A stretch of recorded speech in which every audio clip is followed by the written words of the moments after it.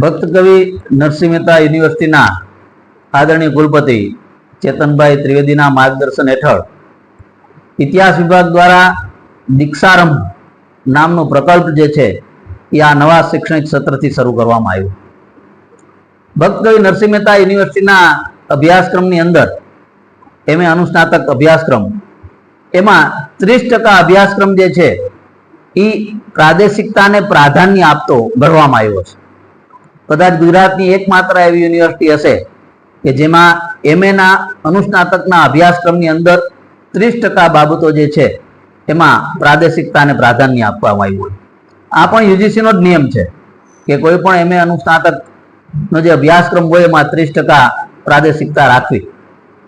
આ અનુસંધાનમાં અમે યુજીસીનો જ દીક્ષારંભ નામનો પ્રકલ્પ જે છે એ શરૂ કર્યો, જેમાં કુલ 14 જેટલા વિદ્વત અધ્યાપકો અથવા તો જુદા જુદા ક્ષેત્રના નિષ્ણાંતો, તજજ્ઞો, એમના વ્યાખ્યાનો જે છે એ યોજાતા. આ વ્યાખ્યાનો એમ.એ.ના અભ્યાસક્રમ આનુષાંગિક હતા અને એ પણ એક ક્ષેત્રના નિષ્ણાંત માણસો દ્વારા યોજવામાં આવ્યા હતા. જેમાં ખાસ કરીને મ્યુઝિયમની બાબત હતી તો જુનાગઢના મ્યુઝિયમના ક્યુરેટર શેફાલિકાબેન અવસ્થી જે છે એમનું વ્યાખ્યાન જોઈ હતું. ઇતિહાસના સંશોધનની અંદર દફતર ભંડારનું ખૂબ મોટું યોગદાન હોય છે, એનું ખૂબ મોટું મૂલ્ય હોય છે. તો અમારે એમએની અંદર સેમ 3માં અમે ડેઝર્ટેશન આપીએ છીએ. એટલે જે વિદ્યાર્થીઓ ડેઝર્ટેશન સ્વીકારે એને 5માંથી 1 પેપર નહીં આપવાનું, માત્ર 4 પેપરની જ પરીક્ષા આપવાની. તો ડેઝર્ટેશન એ આખો સંશોધનનો વિષય છે. વિદ્યાર્થીઓએ સંશોધન કેમ કરવું, કેવી બાબતોને ધ્યાનમાં રાખવી, સંશોધનની અંદર રાગદ્વેષ નહીં રાખવાનો, તટસ્થ દ્રષ્ટિકોણ હોવો જોઈએ, એમાં કેવા સાધનોનો ઉપયોગ કરવો, પ્રથમ કક્ષાના સાધનો, દ્વિતીય કક્ષાના સાધનો, તૃતીય કક્ષાના સાધનો, એ સાધનોનું વર્ગીકરણ અને એ સાધનોનો સંશોધનમાં કઈ રીતે ઉપયોગ કરવો, આના માટે થઈને અમે ગુજરાતના દફતર અધિક્ષક ગાંધીનગરથી પ્રોફેસર ડોક્ટર શૈલેષ સોલંકી એમને બોલાવ્યા હતા અને એમણે અમારા વિદ્યાર્થીઓ સમક્ષ દફતરોનો સંશોધનમાં કઈ રીતે ઉપયોગ કરવો એના વિષય ઉપર આશરે 1.5 કલાક સુધી ખૂબ માર્મિક વ્યાખ્યાન જે છે એણે આપ્યું. અમે દરેક વ્યાખ્યાનના અંતે છેલ્લે પ્રશ્નોત્તરી રાખીએ છીએ કે જેથી કરીને અમારા વિદ્યાર્થીઓને એ વિષયના સંદર્ભમાં કંઈ પ્રશ્ન હોય, કંઈ ન સમજાણું હોય અથવા તો કંઈ વધુ સમજવું હોય તો એ તજજ્ઞ વક્તા પાસેથી એ વધારે જાણી શકે.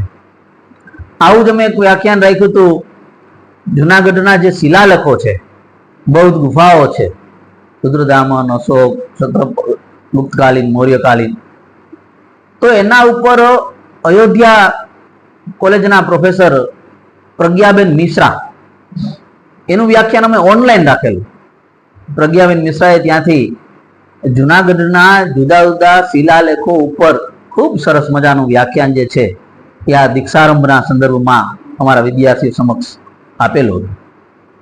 આવું જ વ્યાખ્યાન અમે મિતેશ દયાણી, બહુ સારા ક્યુરેટર છે, સિક્કાઓનું ખૂબ સારું સંગ્રહ એમણે કર્યો છે અને પોતે પણ ખૂબ સારા પુરાતત્વવિદ છે, ઉભરતા ઇતિહાસવિદ છે.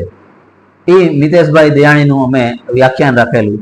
એ પણ અમદાવાદથી ખાસ અમારા વિદ્યાર્થીઓ સમક્ષ પોતાના વિષયને લઈને ઉપસ્થિત થયા હતા. આ ઉપરાંત અમે બાલમુકુંદ પાંડેજી કે જે ભારતીય ઇતિહાસ સંકલન યોજનાના રાષ્ટ્રીય સંગઠન મંત્રી છે, એવો દિલ્હીથી ખાસ પધાર્યા હતા અને એણે પણ ઇતિહાસમાં પ્રાદેશિકતાનું ને પ્રાધાન્ય આપતા સરસ મજાના 2 લેક્ચરો જે છે એ આપ્યા હતા.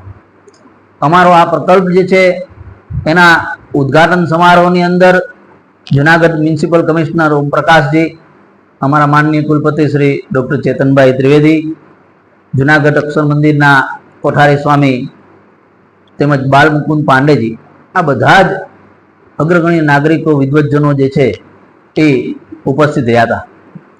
આ ઉપરાંત અમે આજુબાજુની ગવર્મેન્ટ કોલેજના સિનિયર પ્રાધ્યાપકો એને પણ આ પ્રકલ્પની અંદર જોડ્યા છે કે જેથી કરીને તે અમારા એમએના અભ્યાસક્રમના મુદ્દાઓને આવરી લઈને પોતાનું જ્ઞાન જે છે એ અમારા વિદ્યાર્થીઓ સમક્ષ પીરસે.